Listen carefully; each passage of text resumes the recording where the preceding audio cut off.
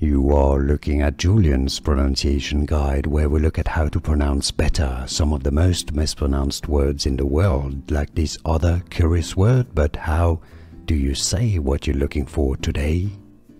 The name of this French writer and playwright. If you want to learn more names from French literature, stay tuned to the channel. Skip until the end of the video for more pronunciations.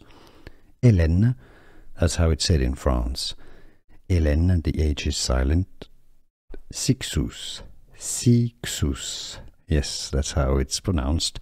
Hélène Cixous. In English, the pronunciation would be as Hélène Cixous.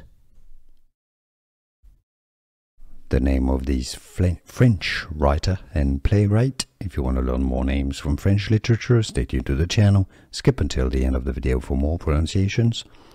Hélène, that's how it's said in France. Hélène, the H is silent.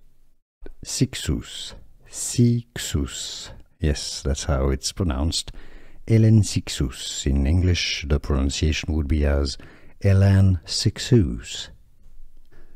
Here are more videos on how to pronounce more confusing words and names too many mispronounced. Like this video if you found it useful. I appreciate your support. I'll see you soon and thanks for watching.